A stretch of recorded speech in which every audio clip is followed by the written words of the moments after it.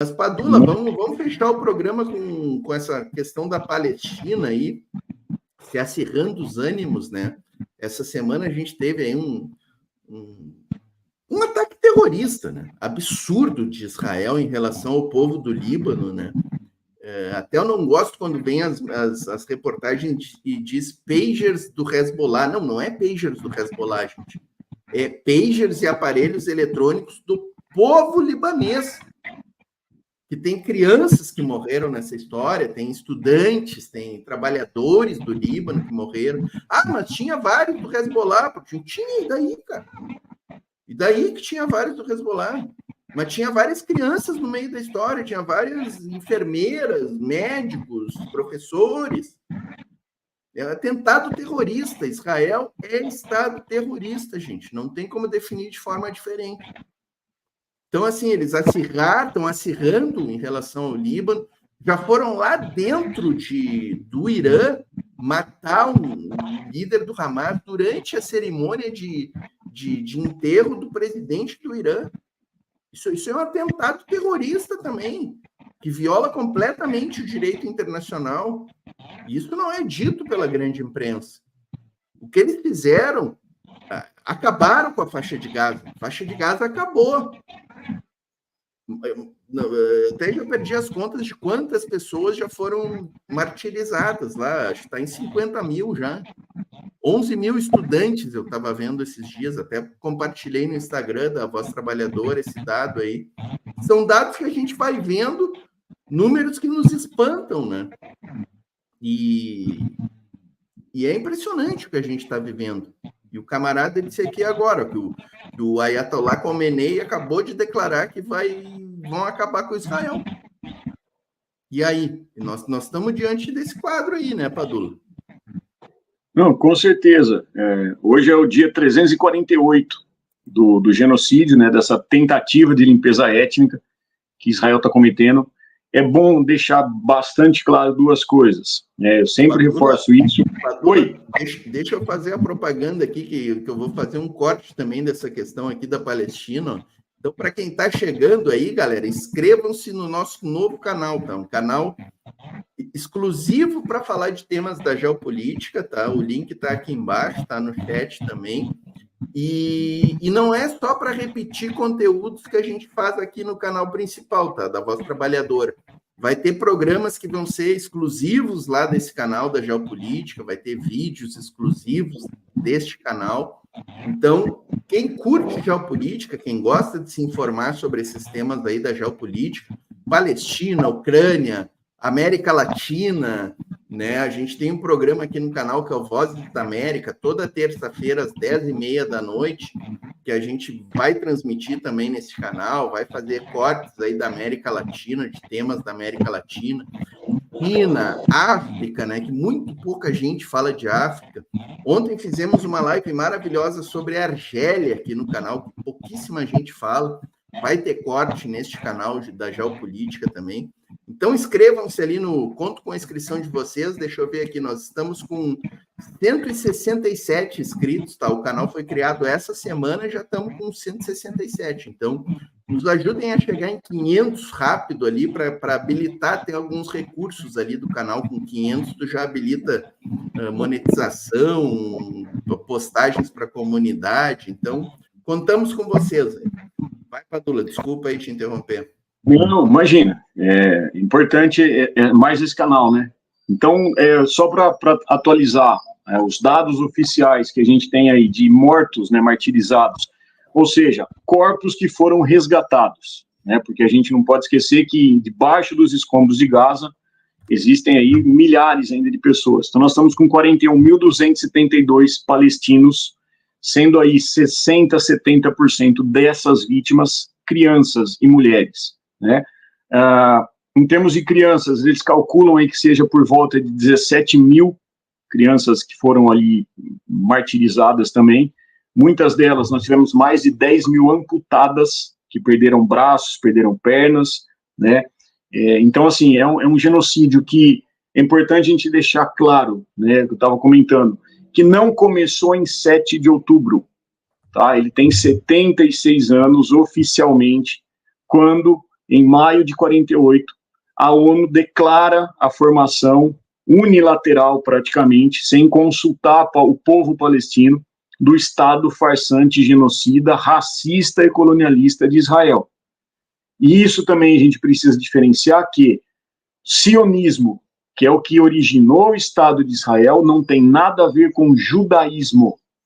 Nós somos anti-sionistas, nós não somos antissemitas. Semitas, inclusive, é o povo palestino, parte dele.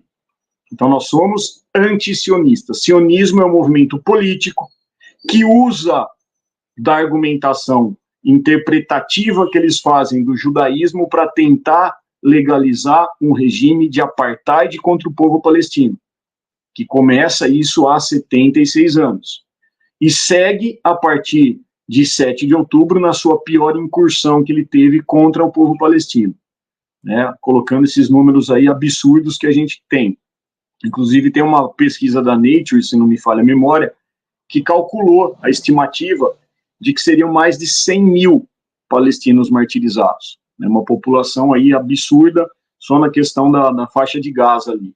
E a gente vê que Israel, o professor Legiani sempre fala isso, né, Israel já perdeu essa luta.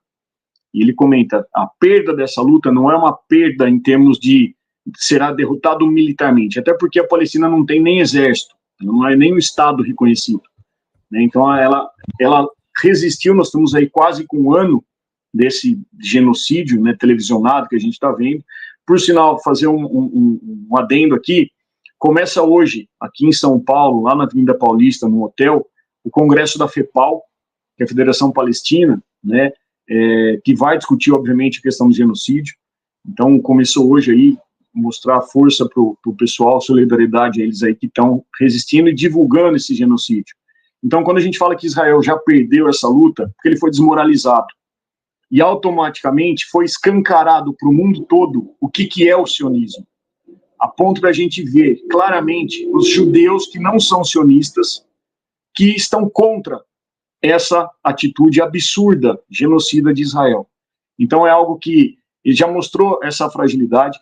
Netanyahu só não foi, só não para essa guerra já perdida, porque ele sabe que perdendo o Tribunal Internacional, né, o Comitê Internacional, já julgando, vai emitir um mandato de prisão para ele, e ele vai ser condenado. Então ele não pode parar essa guerra por conta disso. Não é nem guerra, né, porque guerra você tem entre dois exércitos. Esse genocídio, que de um lado você tem lá bombas vindo da União Europeia, financiadas pelos Estados Unidos principalmente, que é um país que vive de guerras, a gente sabe muito bem disso, o imperialismo estadunidense, e ele não pode parar isso daí. Então, a partir do momento em que você tem essa situação do Estado farsante, assassino de Israel, já perdendo na situação de Gaza, já perdendo na situação da Cisjordânia, que continua sendo invadida ali, né, cometendo os crimes absurdos, eles têm que escalar essa violência. Então, eles começam agora a avançar para a região do norte de Gaza, que é o sul do Líbano. Hoje já teve bombardeio.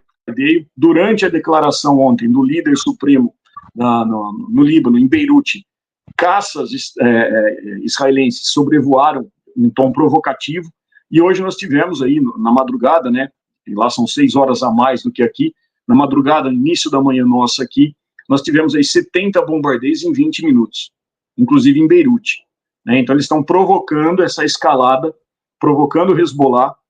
Hezbollah tem um exército de milhares de soldados combatentes, e ali você tem uma situação que você vai mexer num vespeiro para justamente provocar uma resposta do Irã, que vai chamar a Rússia, na minha modesta análise, né, que vai envolver Rússia e vai envolver China, que é o desejo dos Estados Unidos. Então eles estão provocando isso daí para ter uma resposta, porque você vai cutucando, seria mais ou menos, né, teve uma comparação bem interessante do Breno Altman, que falou do Pablo Marçal, né, comparando o da Atena sendo os países e o Marçal sendo Israel, provocando e vai tomar uma cadeirada. E aí eles vão provocar essa escalada da violência, essa escalada, e aí vão entrar no discurso, olha lá, Israel está sendo atacado pelo Irã. está sendo atacado pelo Putin, está sendo atacado pelo Xi Jinping, a China nem tanto, mas você vai envolver esses países aliados. E, obviamente, você traz Estados Unidos para esse tipo de conflito. Tanto que hoje já tivemos alguns deputados já falando que os Estados Unidos não querem se envolver nesse conflito. Né? Agora, até que ponto que os Estados Unidos fala e aquilo que vai acontecer, a gente já não dá para confiar. Mas é uma situação bastante perigosa porque envolve, novamente, não é a questão religiosa.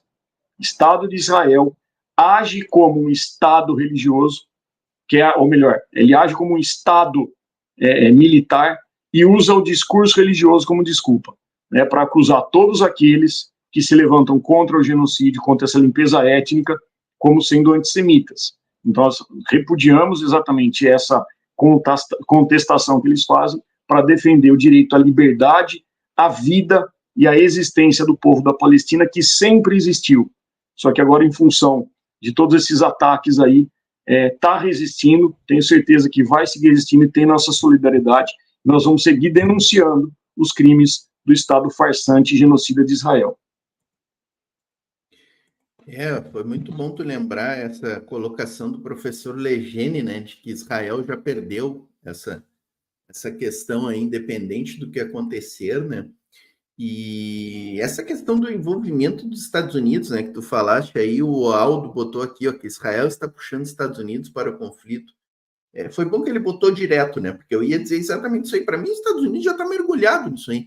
E isso fica bem evidente. Eu estava assistindo novamente esses dias o Netanyahu no Capitólio, né, que é o Congresso estadunidense. O Netanyahu, aquele episódio ali, olha,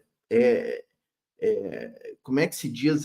História Universal da Infâmia completa, né? Aquilo ali, do livro célebre do José Luiz Borges, né? História Universal da Infâmia.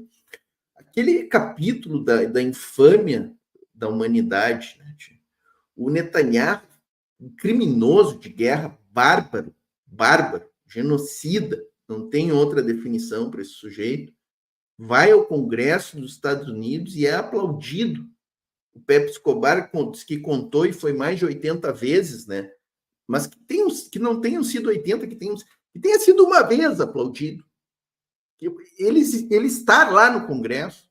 Aliás, o Zelensky também foi aplaudido neste mesmo Congresso, né? Então, para a gente ver assim a decadência moral, né, dos estadunidenses, né? A gente vê bem nesses episódios aí.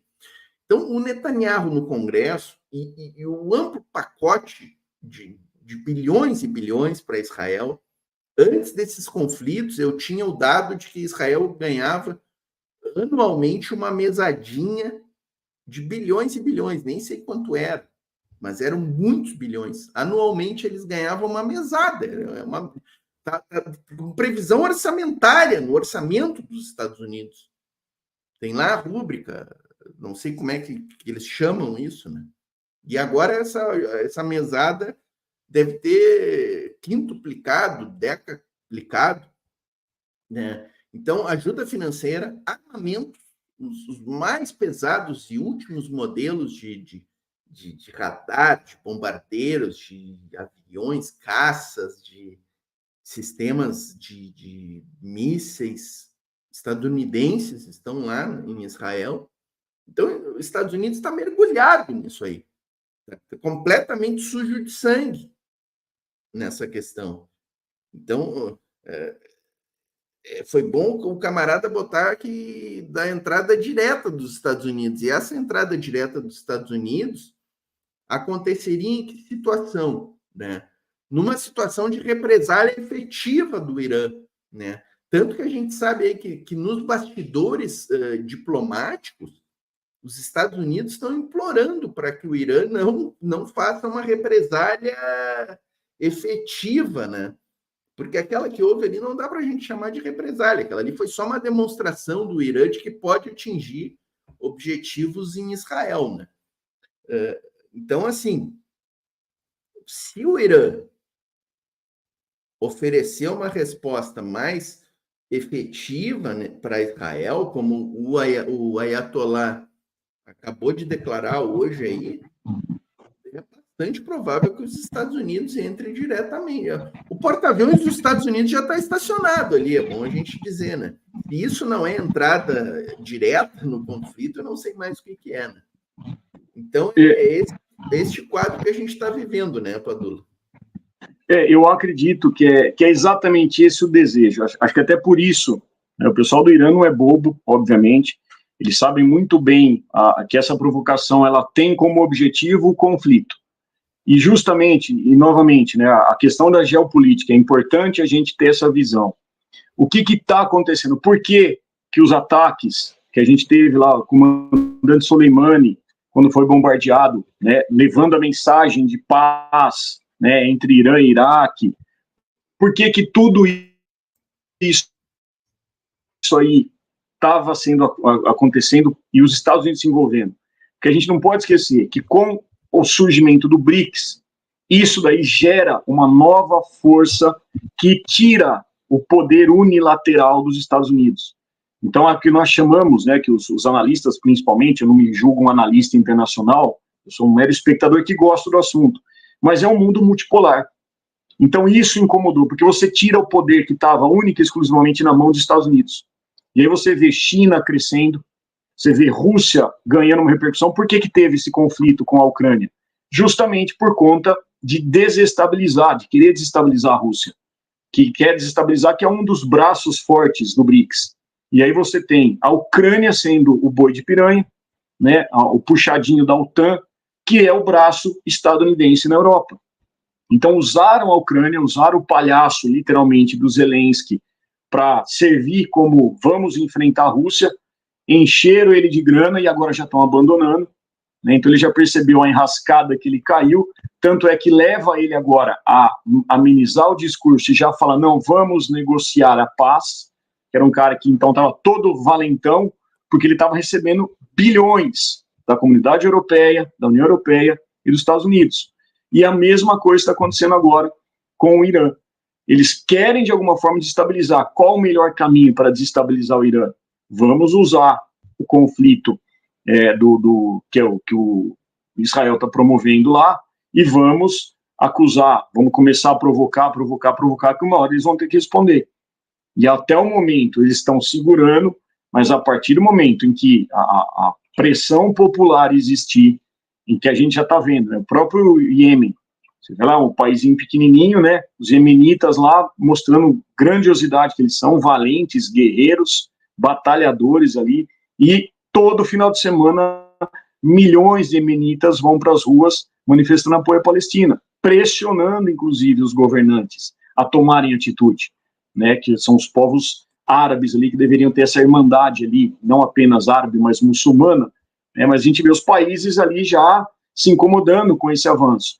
E, ao mesmo tempo, eu acredito que o que vai nutrindo esse avanço colonialista, racista de Israel, é aquela propaganda da grande Israel, né, que eles interpretam lá no Torá deles, que vai pegar a região da Turquia, vai pegar a Jordânia, vai pegar parte do Egito.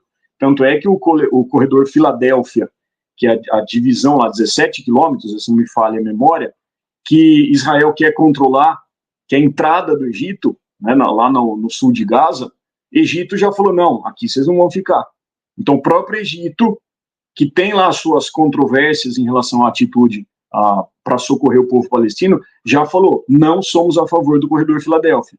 Então, Israel já teve que recuar nisso daí. Então, eles estão começando a ver que, opa, pera lá. Então, eles precisam avançar isso quanto antes, para não perder esse apoio militar, principalmente. A questão é, será que os Estados Unidos têm condição de manter essas duas frentes de batalha, né, fisicamente falando, né, financeiramente falando, ainda mais agora em época de eleição, né? Então é algo aí que os próximos dias aí prometem em função desse avançar mais rápido que a gente tem aí desses crimes de Israel. Só é bom a gente lembrar, né? Essa semana, né, a ONU aprovou uma resolução, né, exigindo que Israel encerre a ocupação ilegal dos territórios palestinos em um ano, né, 12 meses, né? A gente publicou essa notícia aqui, que é da FEPAL, né? Publicamos lá no nosso Instagram, Voz Trabalhadora, né? 124 países, né? Entre eles o Brasil, votaram a favor da resolução. 43 abstenções e 25 países votaram contra. Então, tu vê assim, esse número de 25, ao mesmo tempo que ele é absurdo, né? Ele mostra também a decadência estadunidense, né? Porque a influência dele está restrita a 25 países aí, tá, pessoal? E entre esses países, além de Israel, de Estados Unidos, quem é que está neste grupelho aqui de países, né? Argentina, tá, pessoal? E nós estávamos nesse grupo até 2022, tá? Se o Bolsonaro tivesse sido reeleito, seriam 26 países, tá? O Brasil teria rejeitado essa resolução também. E o Brasil estaria hoje apoiando isso que está acontecendo lá na Palestina ocupada, tá?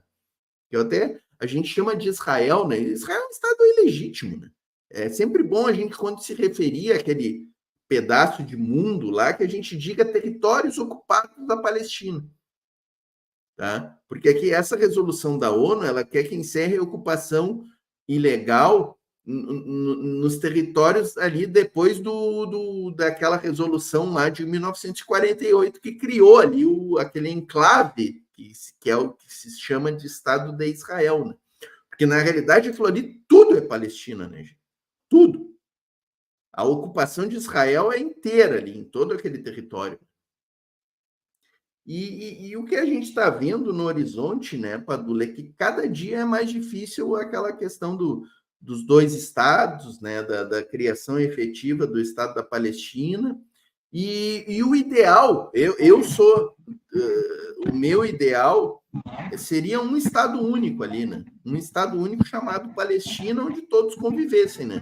Inclusive judeus, né? Mas isso aí é mais impossível ainda, eu acho.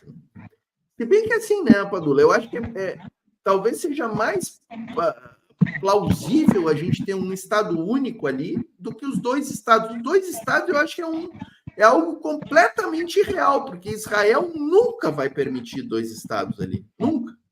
É mais fácil a gente ter um Estado ali do que dois, né? Tanto um Estado para o mal como para o bem, né? Um Estado para o mal, o que seria? Seria um Estado teocrático, né? Israelense. E um Estado para o bem, na minha visão, seria um Estado laico, ali naquela região onde todos convivessem, né, de forma democrática, digamos assim, né, Padu? Que inclusive era o que existia, Portinho. Se você pegar a Palestina histórica, você tinha os árabes muçulmanos, você tinha judeus, a maior parte, eu não tenho os dados aqui de cabeça.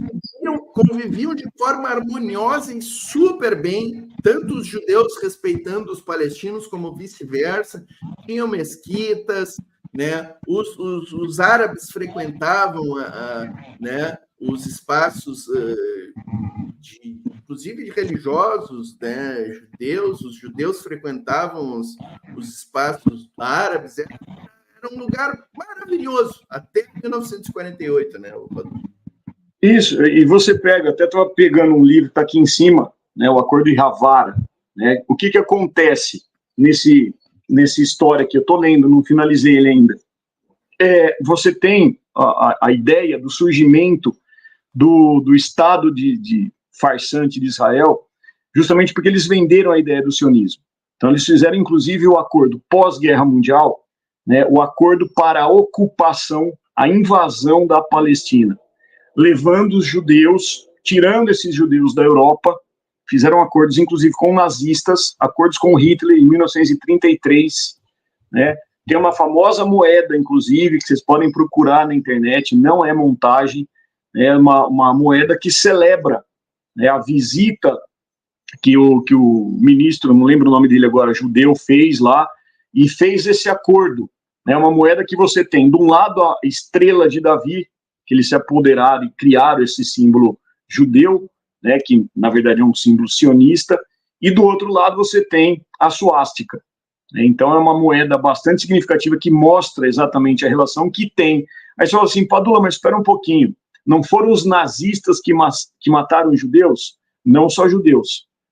Tivemos os ciganos, nós tivemos homossexuais, comunistas, milhões de comunistas foram mortos, só que a história que o próprio sionismo, de novo a gente volta naquela questão que nós estávamos falando dos quilombos, né, da ideia de colonizar a nossa mente na visão eurocêntrica.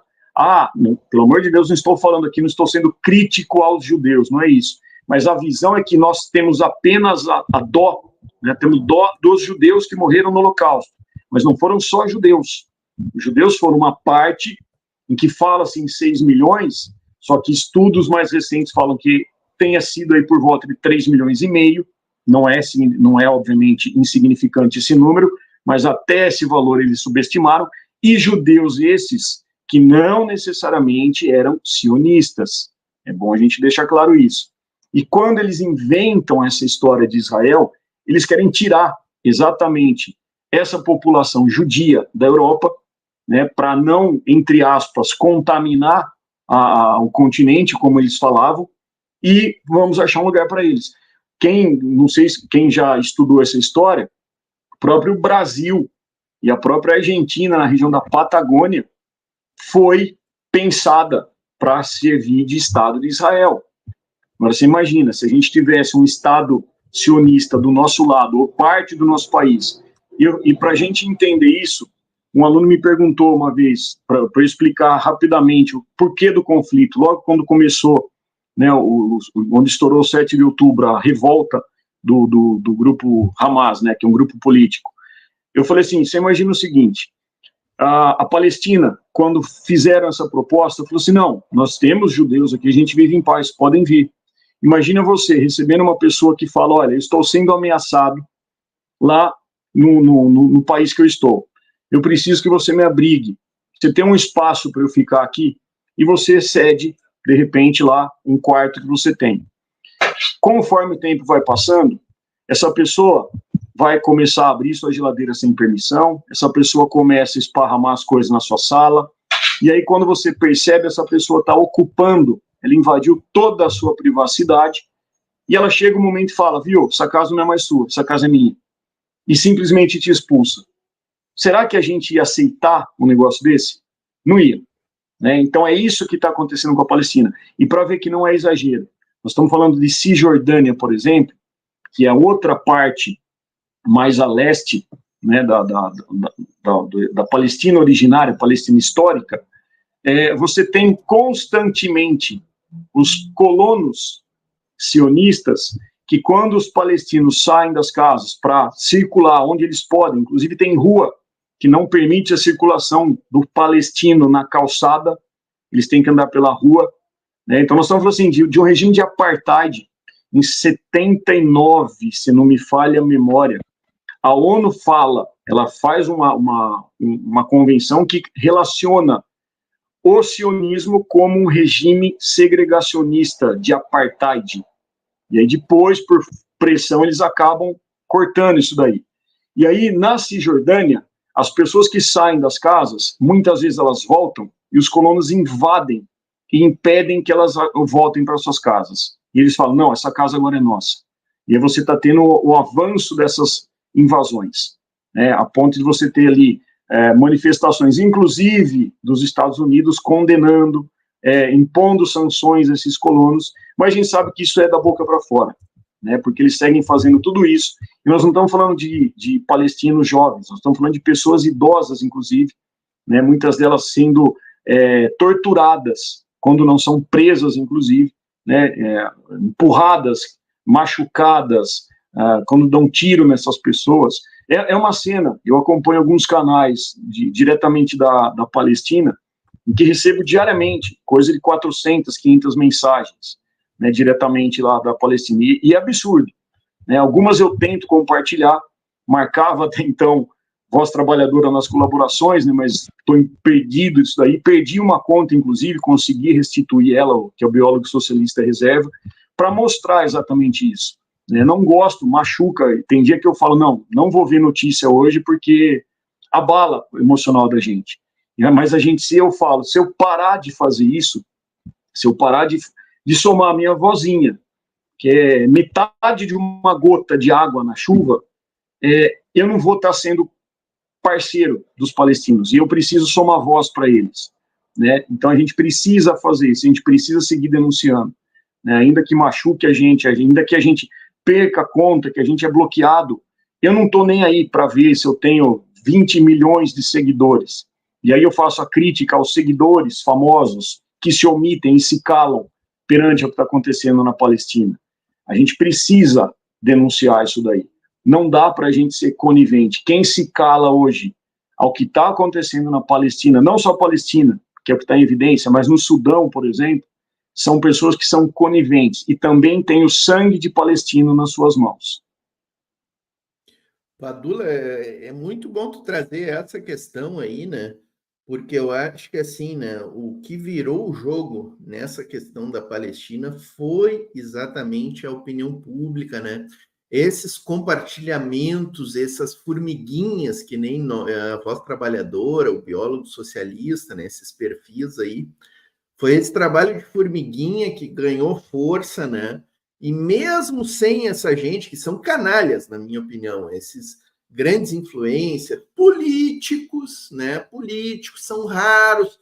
Entra em todos os perfis de parlamentares aí. Vê quem é que está solidário com a causa palestina. Quem é que coloca os seus perfis a serviço da causa palestina, né? Porque é isso aí, gente. E isso é importante. Esse trabalho que foi feito demonstrou claramente. Foi isso que derrotou Israel, né? Quando o professor Legene vem e diz que Israel já está derrotado, é por este clamor público aí. É por este clamor público. As narrativas de Israel, do Pentágono, da grande mídia, caíram completamente por terra. A narrativa de que Israel foi atacada por terroristas no 7 de outubro, sabe? Terroristas enlouquecidos e que odeiam judeus. Essa narrativa se desmilinguiu, né? Com os compartilhamentos diários nas redes sociais. Ficou impossível sustentar essa narrativa, né? Então, isso que o Padula fala é extremamente importante. A gente não pode deixar um dia de usar nossas redes sociais, nem que seja para botar ali um Palestina livre, botar uma bandeira da Palestina, né, numa postagem ali. Ah, Portinho, mas eu tenho 10 seguidores no Instagram. Bota um Palestina livre para os teus 10 amigos verem o Palestina livre. É isso aí. Não importa se tu tem 10, 15, 20 seguidores, tem que botar. Quanto mais a gente botar, mais a derrota de Israel será, assim, flagrante, né? Isso é importantíssimo que o Padula trouxe aqui. E essa questão, vou insistir, influencers políticos, né, que estão em silêncio. Assim que começou, lá em outubro, Padula, eu criei na Voz Trabalhadora ali a hashtag, né? Voz Trabalhadora com o povo palestino. Eu botava em todas as postagens ali, né? E até o pessoal meio que identificou, porque quando começou isso aí, acho que a gente tinha 1.000 seguidores no Instagram, hoje a gente está com quase 10 mil, né? O nosso perfil meio que virou ali um perfil, até o Pitilo lá do Guerra Patriótica me falou, Portinho, eu vejo ali eu me informo pelo que vocês colocam ali, as atrocidades, os vídeos que vocês compartilham, né? E eram vídeos até que outros perfis começaram a nos marcar ali, vários perfis, né, ligados aí à causa palestina começaram a nos marcar, porque viram que a gente estava engajado, né? E bem ou mal a gente acabou crescendo o nosso perfil por causa disso aí, né? E é aquela história, né? Tu vai ver quanta gente que podia estar engajada, né, nessa história e fazendo repercutir muito mais, né? Seria importantíssimo, né? A gente viu, por exemplo, quando o Lula falou aquilo que ele falou, gente, a questão ganhou outros contornos, né? E assim, uma coisa legal que aconteceu, né, que foi quando o Lula falou aquilo, nenhum país do mundo criticou o Lula, nenhum. Nem os mais canalhas tiveram coragem de criticar o Lula. Tá, teve ali manifestação, o Milei, acho que fez tweet, mas isso aí nem considero, porque a diplomacia argentina não criticou o Lula. Né? O Milei fazer um tweet não significa absolutamente nada. Eu quero saber da diplomacia argentina. Criticaram o Lula? Não. Nem o Blinken, que é o ministro das Relações Exteriores dos Estados Unidos, criticou o Lula naquela oportunidade. Né? E aqui dentro do Brasil, até eu esperava que tivesse assim, uma rejeição maior ao que o Lula falou, mas a gente ganhou ali também. Né? E o Lula emprestou a credibilidade dele, o tamanho dele para a causa também. Né? Foi importantíssima aquela declaração dele. Né? Mas declarou aquilo ali e não rompeu relações com Israel. Aí eu tenho dito, quem é que rompeu relações com Israel? Ninguém rompeu relações com Israel, não é o Brasil. A China e a Rússia não romperam relações com Israel, continuam fazendo negócios comerciais com Israel. E não é problema da China e a Rússia, é o mundo inteiro continua fazendo negócio como faziam antes. Então não é o Lula só falou da boca para fora aquilo ali, não fez nada, sabe? Então, assim, isso é importante, essa questão das redes, gente. Eu não sou muito dessa questão, as redes decidiram a eleição, as redes isso, as redes aquilo, mas nessa causa aí, que é uma causa internacional, a gente vê pelas mobilizações lá nos Estados Unidos, né, gente? São manifestações fortíssimas lá, universidades ocupadas, né?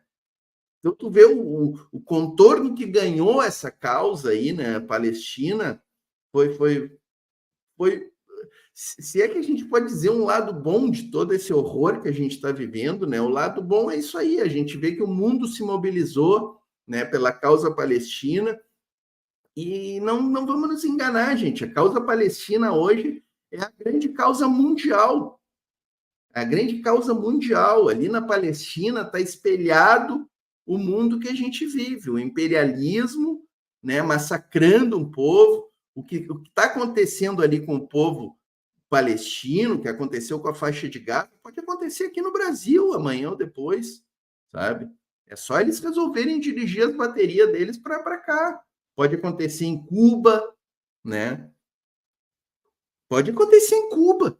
Cuba é um lugar ali que, olha, meu, daqui a pouco esses... Sabe-se lá, se o Trump ganhando, aí o Trump não vai pegar e analisar, olha, o que aconteceu lá na Palestina? A gente destruiu a Palestina, Gaza, e teve rejeição mundial, mas Gaza está destruída, o povo palestino, a gente matou 100 mil, 200 mil, e continuamos aqui. Vamos fazer o mesmo em Cuba. Vamos acabar com Cuba, né? Venezuela, né? Eu estou falando Cuba porque é a ilha, né, mais fácil deles repetirem o experimento de Gaza, né? Gaza é um experimento, gente. É um experimento para o imperialismo, né? Imagina se ninguém tivesse falado nada, se não tivesse tido toda essa repercussão. Será que eles já não teriam acabado com Cuba? Talvez eles não tenham ousado ir para Cuba porque a gente se levantou contra o massacre palestino, né? É isso. É isso, né, Padula? Padula, vamos encerrando 2h30 aqui de papo já. O papo é bom, né? O papo é bom. Quando a gente vai conversando, nem percebe o tempo, né? Exato. Mas é isso, acho que deu para falar bastante coisa, né, Portinho? Deu para a gente abranger. E acho que essa é a importância do canal Voz Trabalhadora, né? Quem não se inscreveu no Geopolítica VT aí também. Também faço o convite para me inscrever no meu pequenininho canal lá, que eu posto algumas coisinhas também. Tem sobre a questão do agronegócio, de agrotóxico também, que eu falo bastante em alguns vídeos, e repostando muita coisa da Palestina também. Então é importante para a gente ter essa visão mais ampla, a gente sair da nossa visão tradicional, a gente acha que é só aquilo, mas vamos abrir o leque, entender, né, o motivo de repente, Lula não romper, né, que às vezes a força que ele tem numa declaração é muito melhor do que peitar diretamente uma situação. Claro, eu desejaria, ainda mais agora invadindo o Líbano, né, que é onde meu bisavô veio, né, do Líbano, é óbvio que a gente quer o quanto antes que isso acabe e, obviamente, que a gente não quer a presença de um embaixador aí representando um Estado que ocupa a Palestina. Mas a gente tem que entender essa questão geopolítica muito mais ampla. É sair dos amores que a gente tem e entender esse contexto mais amplo. Então, mais uma vez, agradeço pelo convite, Portinho, pela oportunidade aí de estar passando essa sexta-feira tão agradável com você aí, com os nossos telenautas aí, como diz o Marcelo lá do 247, né? Um grande abraço para todo mundo, até uma próxima aí, agradeço mais uma vez pela oportunidade. Valeu, Padula. Sexta, estamos de volta aqui, hein, Padula? Agora tu não escapa mais aqui da Voz Trabalhadora. Então, sexta-feira que vem voltamos, né? Como diz o professor Nildo Ourix, né? Aqui na Voz Trabalhadora a gente gosta de lives com tempos bolivarianos, né? São tempos bolivarianos de debate, sem livezinha de 1 hora, aqui é 2h30. A live de quinta-feira é 5 horas quase de live, então a gente gosta de ir longe, profundo, se aprofundar nos debates, né? E é isso, vamos mandar um grande abraço, um beijo no coração aqui para a Janete, ó, batemos 400 likes, atingimos a meta, então, ó, grande.